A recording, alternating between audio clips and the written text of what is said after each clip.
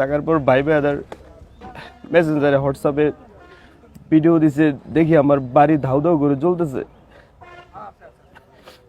দেখেন জ্বলতে জ্বলতে বাড়িটাই নাই।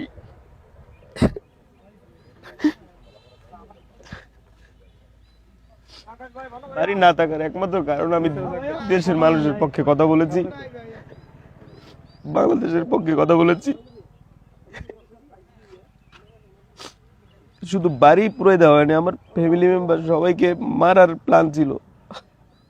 এটা কোনো বানোয়াট কথা না। আমার আমার আমার বাপেও বলছে যে আমরা ঘর থেকে বের হইতে পারি নাই।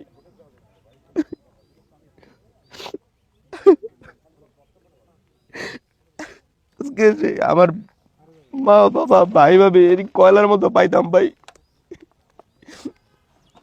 কারণ দুই পাশের দরজায় বাইরে থেকে আটকানো ছিল। তারা বেড়া টেরা ভাঙে তারপরে বের হয়েছে ভাই। ঘরে ভাই অনলি 4 মাসের আমার ভাতিজি ছিল ভাই।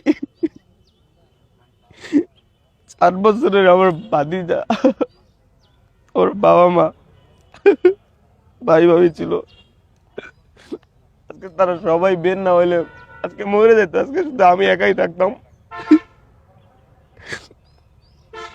দেশের মানুষের জন্য শুধু কথা বলেছি। লাস্টে ধানমন্ডি 32-এও আমি ছিলাম।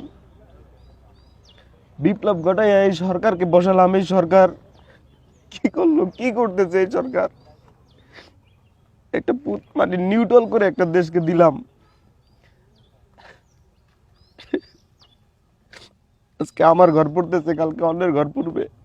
পড়েই না, শুধু এটা মানুষ মাইরে ফেলানোর মতো সিস্টেম করে। আমি 7 দিনের আলটিমেটাম দিছি এই সরকারকে ভাই। এটা হাসিনা বিদেশ থেকে এসে আগুন ধরাই দেয় নাই, জিনপুরিতে এসে আগুন ধরাই দেয় নাই ভাই, মানুষই আগুন দিচ্ছে। দেশের আইন শৃঙ্খলা রক্ষাকারী বাহিনীর প্রতি আমি শ্রদ্ধাশীল। 7 দিনের ভিতরে তারা খুঁজা তাদেরকে আইনের আওতায় যদি না হয়, দেশের মানুষকে যদি দেখানো না হয়, যেহেতু আমার পরিবারকে মাইরে ফেলার চেষ্টা করা হয়েছে, সেহেতু তারা খুনি, তাদের যদি ফাঁসিতে না ঝুলানো হয়, 7 দিনের ভিতরে আমার এই পুরা বাড়ি ছড়ায় যদি পূর্ণ বাড়ি গঠন করার কার্যক্রম হাতে না নেওয়া হয়, আমি একাই রাজপথে লড়বো, আমি একাই রাজপথে আন্দোলন করব। আন্দোলন করতে গিয়ে যদি দেখি কোনো বেনিফিট না আসে, আমি একাই বিপ্লবী সরকারের ডাক দিব।